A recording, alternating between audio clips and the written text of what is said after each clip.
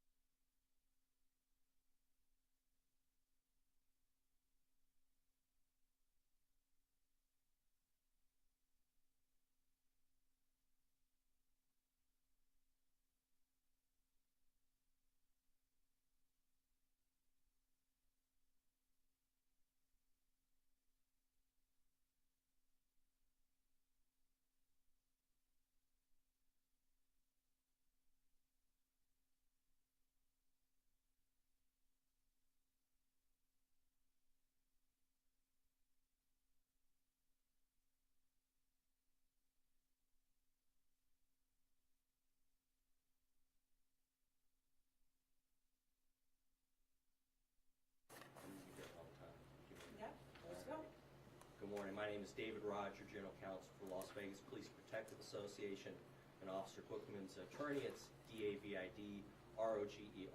With me here today is Steve Grammas, S-T-E-V-E, Grammas, G-R-A-M-M-A-S. He's the president of Las Vegas Police Protective Association.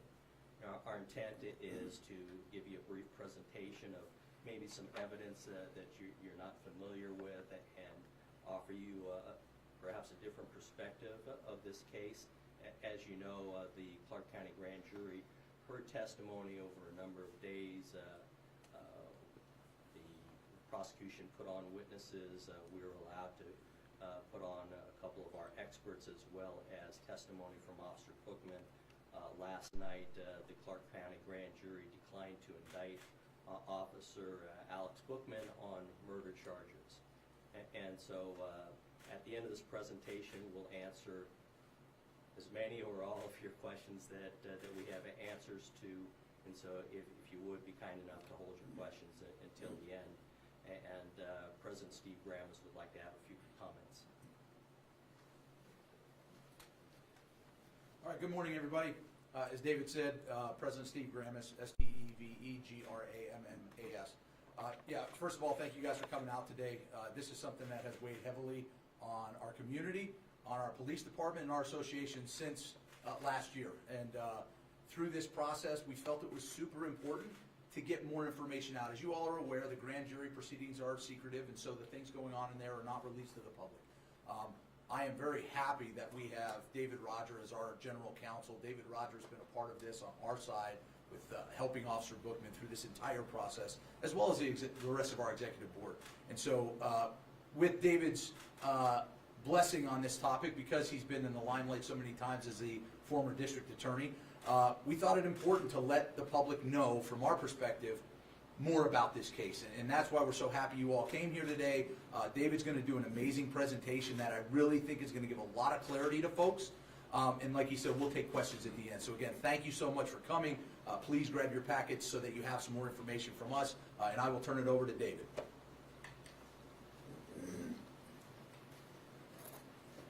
Thank you. At the outset, I want to make clear that this is not a victory lap. This is a somber time. Obviously, Mr. Durham's daughter has lost a father, and that's not lost on us. We have empathy for her. Officer Bookman, we notified Officer Bookman last night about the indictment. He's certainly relieved that he's not going to be charged with murder. However, that's not the end of this for him. It'll be a long process. There will be a number of administrative hearings that Officer Bookman will go through that'll scrutinize his actions that evening. Mr. Durham's family has filed a civil lawsuit against Officer Bookman personally, so he'll have many days in federal court dealing with this, but he's certainly relieved today. And so the evidence that I want to present to you is evidence that some of you may not know. And you know, the department has a 72-hour hearing. They present you a kind of synopsis of their investigation at the time, but there are a lot of things that unfold that continue throughout the investigation, and this is some of the evidence that was presented. So the parties, obviously, you don't need any reminder. Brandon Durham is the decedent. Alejandro Boudreaux was his former girlfriend and who was involved in this, and of course, Officer Alex Bookman. At the outset, and please understand, I'm not preaching, but I'm offering you some thoughts about different issues. And what I think is important, at least to us, is that there is a difference between civil liability and criminal liability. And there are times when those two things become meshed together. And civil liability is a civil lawsuit where people want money. And there is a different burden of proof and different courts that hear those cases. The Durham family has filed a civil lawsuit. They're asking for money. Criminal responsibility is a little different, and there's a higher burden of proof. Criminal responsibility deals with the potential loss of a person's liberty. There's a higher burden of proof. And I want to kind of give you an example, and that is federal law dealing with civil rights. Everybody's heard about civil rights lawsuits. It is 42 U.S.C. 1983, and we hear about that cause of action, that litigation in use of force cases, and that is one of the charges I'm sure that the family has filed against Officer Bookman. And this deals with excessive force. Not always, but in this case it will. And the U.S. Supreme Court has defined what the plaintiffs have to prove. And they have to prove that Officer Bookman's conduct was objectively unreasonable. Stated differently, an objectively reasonable officer under the same circumstances would have done something different. And that's kind of a generic view of the 1983 action. The parallel criminal civil rights statute has similar language. However, because it is a crime, the standard is different, and there has to be some showing of criminal intent on the officer.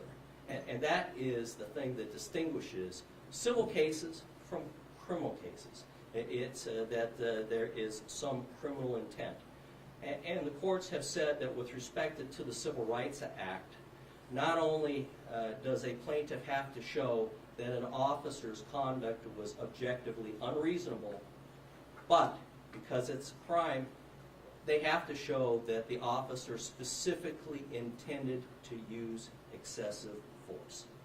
And so we hear so often, police officers are never charged, never convicted of crimes, and that is because officers are doing their job. We may disagree with their tactics, how they perform their job, but officers don't put on their badge and decide that they're going to go out and kill someone today. And so that is the difference.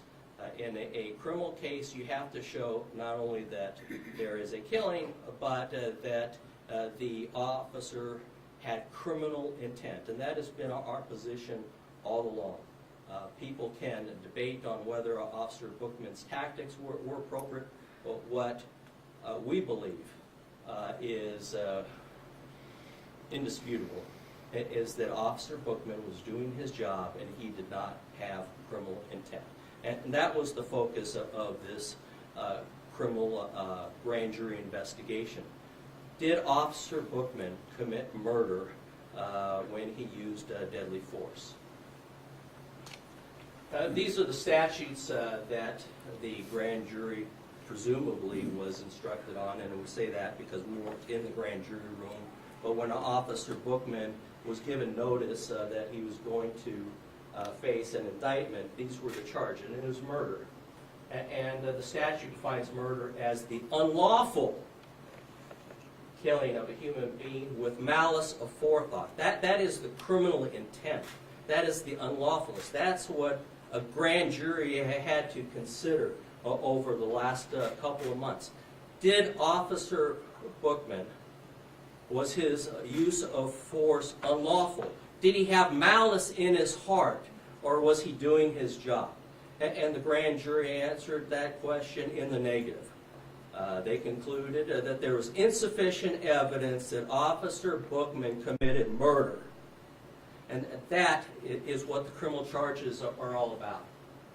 Here's another statute that talks about justifiable homicide by a peace officer. The statute says homicide is justifiable by a peace officer when it is necessary to protect against an imminent threat to the life of a person.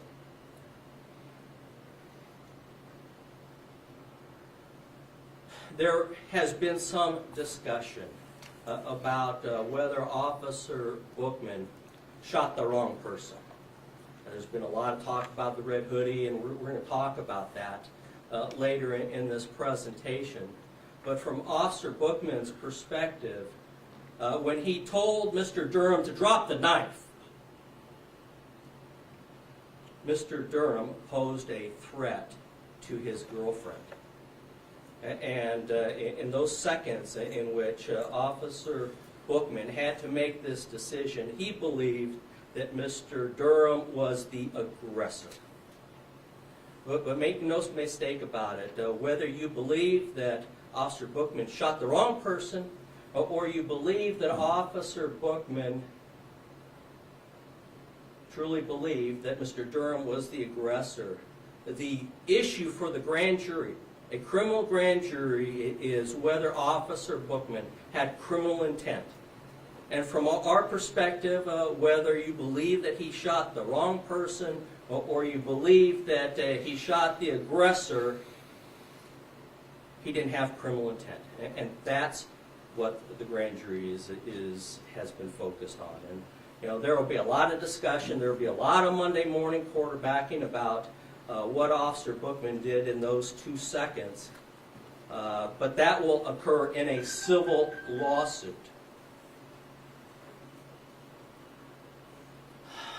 I want to talk about domestic violence, and all of you report on about the domestic violence situations all the time. Police officers and Clark County Metro officers respond to thousands of domestic violence calls every day. And when they respond to the call, they don't know who is going to be the aggressor, who is the initial aggressor, who is the aggressor at the time that they show up. They don't know whether both people are going to turn on them. What they do know is domestic violence situations are very volatile, and they're heightened alert.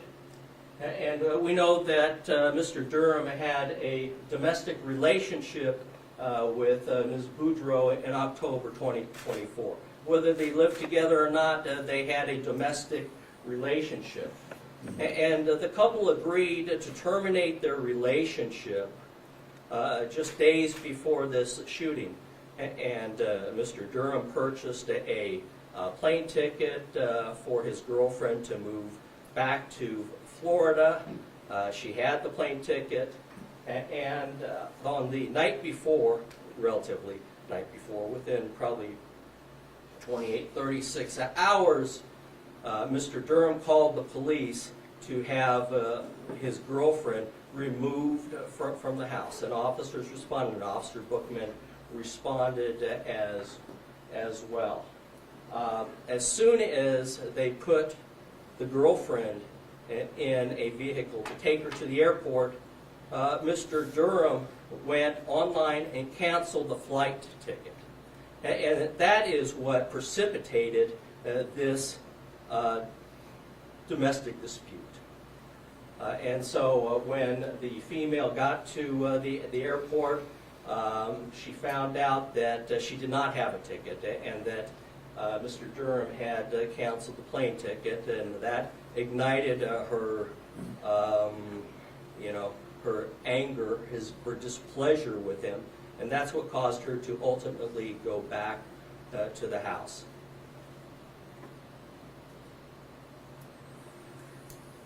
When Mr. Durham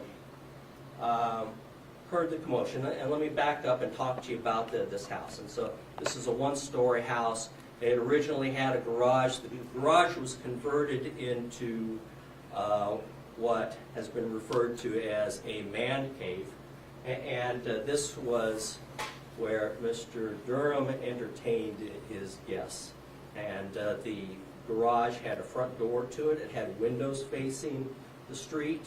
It had a separate door that went from the man cave into the house. There was a digital lock on the door so that if someone wanted to go in from the house into the man cave, they would need to have the digital code. And Mr. Durham lived there with his daughter. When the girlfriend showed up, she was able to look inside. And this is a statement that police took from Alejandra Boudreau, the girlfriend, that evening of the shooting. She looked inside the blinds, and she could see that Mr. Durham was with another female, and that made her even angrier. She says, "He knew it was me. He saw my face when I broke the window in the man cave. He was, you know the rest." Police also interviewed Mr. Durham's daughter that evening, and she said that she heard the commotion, and when she went from her bedroom towards the man cave, her father came out and said, "Crazy bitch," when he came out of the man cave, and she handed the phone to Mr. Durham to talk to 911. And during this commotion, the daughter also heard the girlfriend say, "Brandon, do you think you can screw me over?" So there's no question that Mr. Durham knew that the person who was tearing up his house and was breaking into his house was his former girlfriend. And that becomes important because we're going to next talk about his call to 911, and he doesn't mention anything about the girlfriend, and we're going to talk a little bit more about why that may have been the case. And this is really the answer from our perspective. Mr. Durham was high on methamphetamine throughout this incident. During the autopsy, they took blood samples from Mr. Durham. He had 500 nanograms per milliliter of methamphetamine in his system at the time of his death. He had 155 nanograms per milliliter of amphetamine in his system, which is the metabolite. Methamphetamine breaks down through the metabolization process into amphetamine, which means at some point the levels of methamphetamine in his system were higher than that. He also had Cialis on board. When detectives conducted a search of the house, they searched the man cave, and they found 19 grams of methamphetamine in the man cave. They found 2.5 grams of ecstasy in the man cave where he did his entertaining, and they found a 0.5 gram of Xanax as well. And so from our perspective, this explains a lot about Mr. Durham's actions that evening.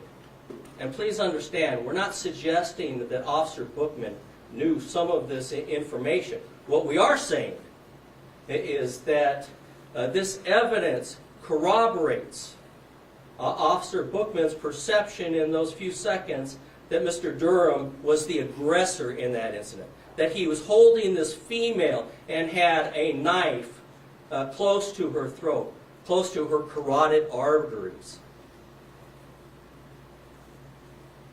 This is from the toxicology report.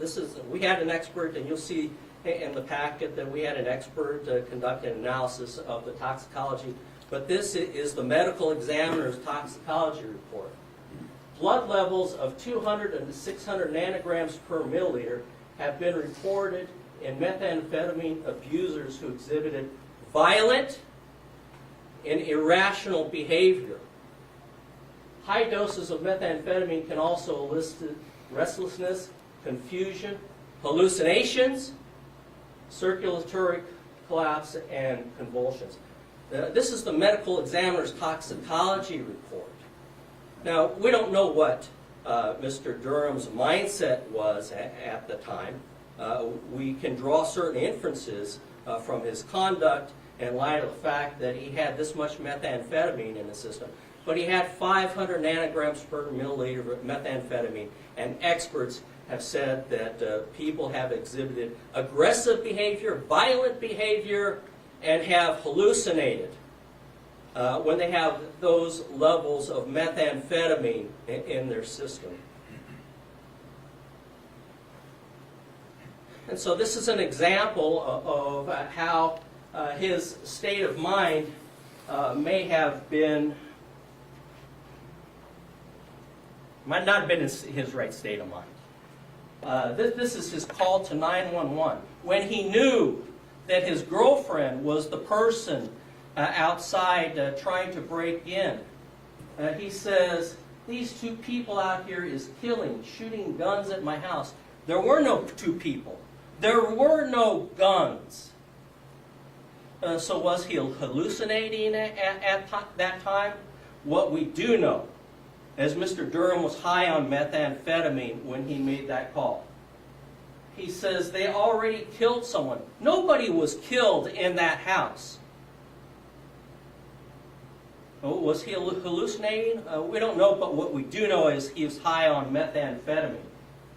He said a family member was shot inside the house. That was false. But the point is that he was high on methamphetamine. He denied knowing the two shooters, and he was told by the 911 operator who stayed on the call with him throughout that police were coming. And by the way, this was not the first time that Mr. Durham had called Metro for assistance. We know that a day earlier he had called police. They arrived and took care of the problem. Police records show that police were out to his house on prior occasions, and not to sully his reputation, but he was also arrested for domestic violence in his house by Metro.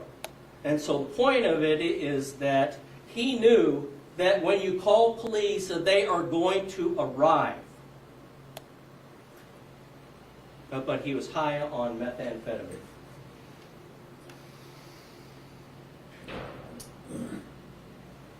When officers arrived, officers heard a loud commotion, blood-curdling yells from inside the house. They saw a propane tank in the front yard.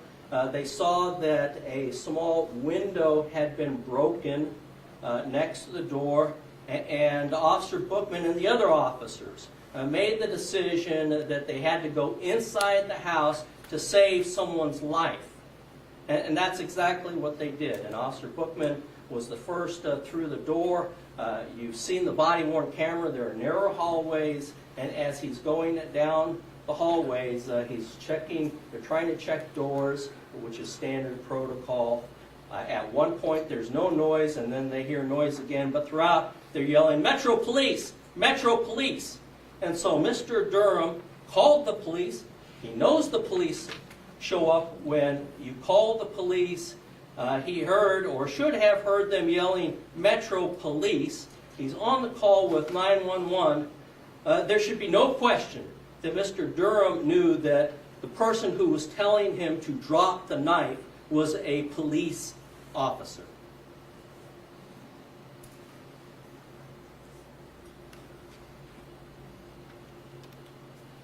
Officer Bookman, obviously, is the first in the hallway. Because this hallway was so narrow, other officers were behind him. And what he saw was Mr. Durham encircling the female's shoulders and neck with both arms. He is bladed off behind the female, and he has, according to Officer Bookman, control of the knife. At that point in time, his attention is focused on Mr. Durham and the knife. We can talk about the red hoodie later, but at that point in time, Officer Bookman knows that someone is in danger, and he believes, from his perspective, that it is Mr. Durham who has the knife. One of the photographs will be from the crime scene, and so if you're filming this live, I'm giving you a little warning ahead of time. So this is a screen grab from Officer Bookman's body-worn camera. And as you can see, Mr. Durham is somewhat behind his girlfriend. He has both arms around the girlfriend. The knife appears to be in his hands, and it is inches away from the female's carotid artery. This is what Officer Bookman is looking at the time when he recognizes that he's going to have to take some action. And he tells Mr. Durham twice, "Drop the knife, drop the knife." And he doesn't drop the knife. He has to make that decision, in his perspective, to stop a killing. Why didn't Mr. Durham drop the knife? We've already discussed that he was the one who called 911. He was the one who knew that police officers were going to respond. Did the methamphetamine, because he was high on meth, affect his ability to understand? Was he truly the aggressor at the time and wasn't going to drop the knife? What we do know is he did not drop the knife, and Officer Bookman had to make a decision to save someone's life. This is from his girlfriend. He was controlling. Yeah, I submitted, basically. I had let him form control to where the knife was still above my head. Now, obviously, Officer Bookman didn't know that at the time, but it does corroborate his perception that Mr. Durham had control over the knife and that he was the aggressor at that point. And here's something interesting. After the shooting, crime scene analyst recovered 2 knives from Mr. Durham's within his reach. They swabbed the knives, the knife handles, the knife blades, and they sent the swabs to the DNA lab for analysis. Mr. Durham's DNA was on the handle and the blade of both knives. His girlfriend's DNA was not found on either knife. His girlfriend's DNA was not found on the handle, not on the blade of either knife. Now you may say, so what? She introduced the knives. But an inference could be made by a trier of fact that Durham had control over both knives and the female did not. And so when you couple that with the body-worn camera video, with Boudreaux's statement and the DNA, it certainly corroborates Officer Bookman's belief that Durham was the aggressor at that time and he had to take action.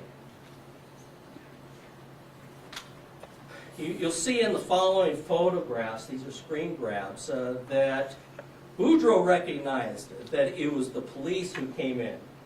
She says, cops come in, he was control, my eyes are closed, I start saying a little prayer, and Boudreaux starts to drop to the ground, and Durham maintains control over the knife and the female. And here are a couple of photographs. And so as you can see, the girlfriend starts to drop. You see her hand, and so her hand is dropping. She recognizes that it is the police. And the question becomes, why didn't Durham drop the knife when police officers, people he called, told him to drop the knife? Perhaps it was because he was high on methamphetamine. Perhaps he was truly the aggressor at the time, that he's angry at his ex-girlfriend who was tearing up his house and threatening him with knives. And here's another screen grab where the girlfriend starts to drop down and Durham still has control over her and the knives. I'm not sure if the picture's coming up in the next screen, but certainly be aware. So, Durham refused to drop the knife. Officer Bookman has to make an assessment within a split second because Durham has a knife inches away from his girlfriend's neck as to whether he has to use force. And understand that he's not shooting to kill. He is shooting to stop the threat. All he wants to do is have Mr. Durham drop the knife. But at some point, within those seconds, Officer Bookman recognized that Durham was not responding to his commands. The female was, but Durham was not. He still had the knife. Why did he still have the knife? He was high on methamphetamine. In those split seconds, nothing changed. Durham still had control, still had the knife in his hand, still had control over the female, knew his police officers, and was not dropping the knife.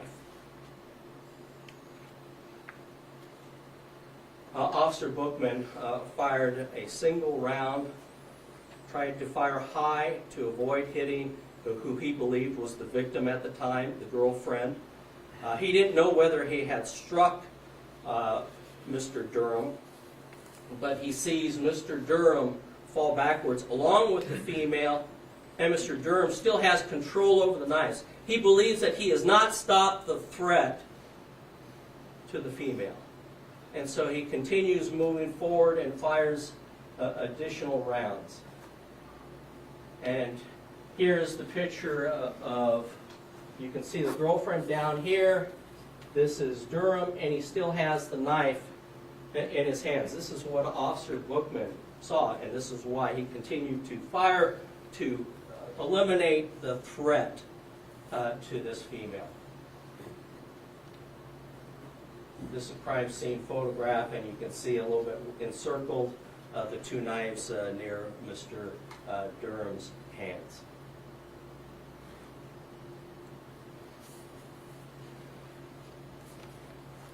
So in summary, Officer Bookman didn't put on his badge and gun that day thinking, I want to go kill somebody today. He would have much rather, I am sure, conducted his calls and gone home that evening.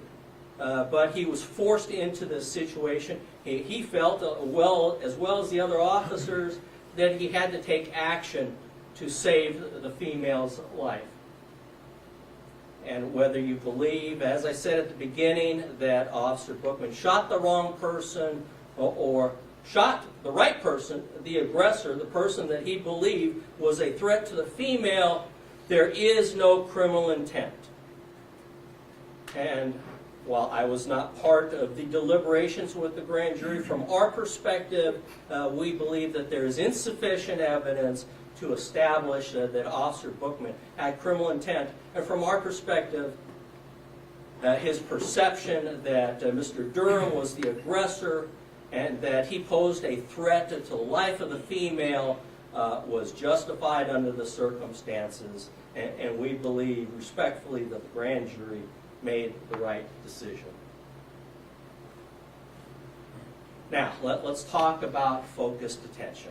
There's been much made about the red hoodie, and that there is a description in CAD, which is computer assisted dispatch, which is information given to police officers that one of the suspects was wearing a red hoodie. And so there's been much made about, well, why didn't Officer Bookman see the red hoodie? From his perspective, it really didn't matter what people were wearing. He was focused on the knife. He was focused on the threat. He was focused on the person who refused to obey his commands to drop the knife. But we had an expert. This is a renowned expert, Dr. Bill Lewinsky. He started Force Science.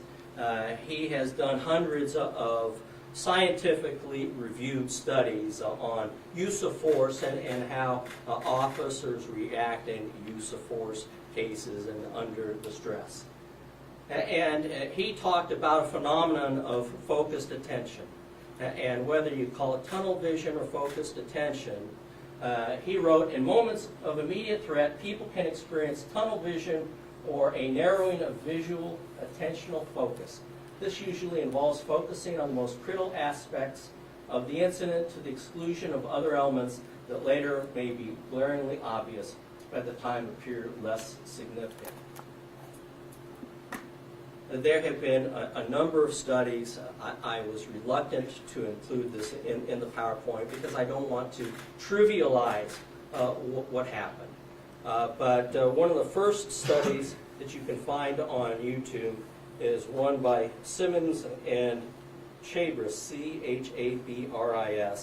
in 1999, Selective Attention. And in that case, they took a number of people. They told them to concentrate on a certain item, and at the end of the video, they were asked, how many times the individuals did a certain thing. And then the scientist or the expert said, well, did you notice X? And they go, 50% of them said, no, I didn't recognize X. And he showed the video and go, oh yeah, now I see it. And so, if you feel you have the time, go look up some of these videos about focused attention. But the point of the matter is that what the individuals were wearing, the fact that Mr. Durham was wearing whatever he was wearing, and he was naked, the fact that his girlfriend was wearing a red hoodie and a black whatever was irrelevant. What was relevant was that Durham had a knife to the throat of his girlfriend, and he wouldn't obey Officer Bookman's commands. That was what was relevant. That was what focused his attention, and that was what was important at the time. He had split seconds to make a decision on whether he had to use force to stop the threat. And he was focused on the knife and the person who he believed was holding the knife.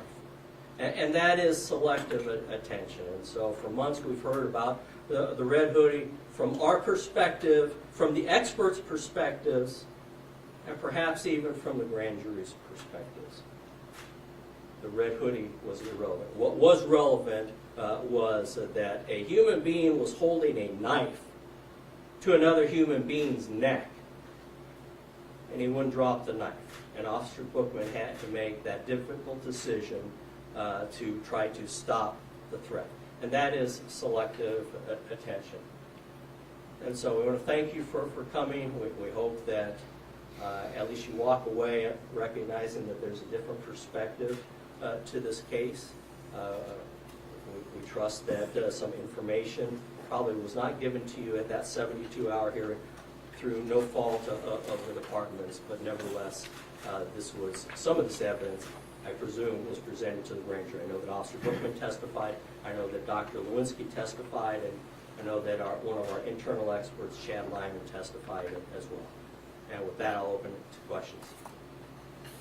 Yes, sir. My name is Joshua Frigo with Channel 8. You know, I know this was a Clark County grand jury, not a jury trial. So were you at all surprised that Bookman wasn't indicted, since considering this is a grand jury and not a jury trial?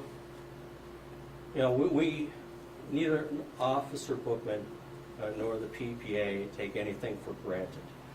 We recognize that the grand jury has a great deal of latitude. Their burden of proof is lower than what is required for conviction. We obviously respect their decision. They heard a great deal of evidence. I presume that they took this matter seriously. There were 2 prosecutors assigned to the case to present the case. I wasn't in there. And so, you know, we respect the grand jury's decision. David Roger, Kristen Drummond with News 3. I know you're saying that Bookman was focused on someone holding a knife to another person. However, this is a man who's defending himself in his own home. So what do you have to say to Durham's family and to the public who are trying to protect themselves in their own home, while they call police asking for help, and they're the ones who get shot? When the police say drop the knife, drop the knife. But it was split seconds. And some are saying that there wasn't even enough time for Durham to even respond. Mr. Durham knew from past experience that when you call the police, they show up. Mr. Durham called the police on this occasion. This isn't where a neighbor called the police. He called the police asking for them to come. What I do know is that he was high on methamphetamine. Was his judgment clouded at the time? Was he actually the aggressor? We know from experts that when you're high on methamphetamine, you can be aggressive and violent. Was he torqued at that particular time with the female tearing up his house? Was he the aggressor at the time? From Officer Bookman's perspective, it was. And so the answer to the public is that when you call police and they tell you to drop the gun, drop the knife, then do it. But in your own home, defending yourself. You have a right to self-defense, but when you call the police and the police arrive, you obey their commands. You obey their directives. And so we can debate this forever, Kristen. And I know that in civil court, they will review. But understand, with due respect, that the focus of the grand jury is whether Officer Bookman committed murder. That is the focus. We can debate tactics somewhere down the road, but grand jurors who take an oath to listen to the evidence objectively and determine whether there is probable cause to believe that a crime has been committed, did so.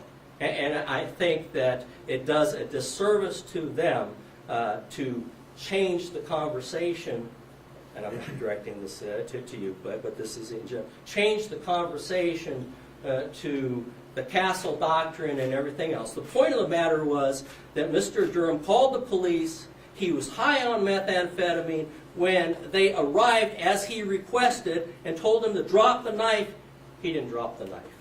I do have a follow-up to that because, I mean, granted, there was a bunch of damage to the home when police arrived there. You could tell there was something going on. Alejandro Boudreaux is much larger than Brandon Durham, right? So in the case where there is a struggle over a knife and Durham is shot and killed and he falls to the ground, potentially when you said, oh, that's when Boudreaux starts falling as well, it's probably just the dead body weight at that point, right? No, that is not correct. If you look at those photographs, Officer Bookman had not fired the shot yet, and the girlfriend started to drop down. You see her hand drop down. She had not been shot. She was never shot, and Durham had not been shot either.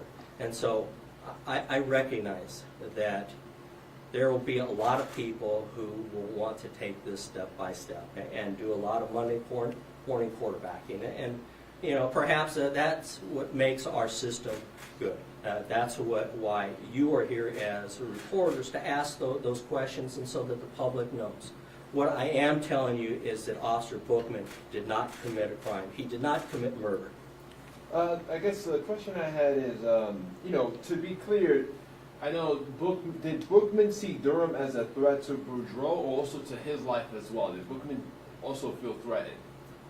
No. Officer Bookman recognized that Mr. Durham had a knife blade inches away from the female's carotid artery. Durham was not a threat to Officer Bookman at that point in time. That's not to suggest that if Mr. Durham had cut loose with the female and was one-on-one with the officers, that he might become a threat to them. Because as we all know, that when people have knives and they're within, used to be 21 feet, but it's now a lot less, they may be a threat to the officer. But at that point in time, Officer Bookman was concerned with the girlfriend's safety. When you watch the video, you know, you see the gunshot and they fall to the ground. They may have already been falling towards the ground, like you mentioned, with Boudreaux ducking down. But then a beat passes and then there's several more gunshots. Could you explain that, and if we know which shot was the one that actually killed him? To take your last question first, we don't, or at least I don't know, what was the lethal shot. From Officer Bookman's perspective, he believed that Mr. Durham continued to be a threat as he fell down, and he had the knives still in his hand and the female was right next to him. And so it was one continuous transaction. David, I just want you to help us kind of understand. You've been watching Breaking News from the Las Vegas Review-Journal, sponsored by Michael Gaughan's South Point Hotel, Casino, and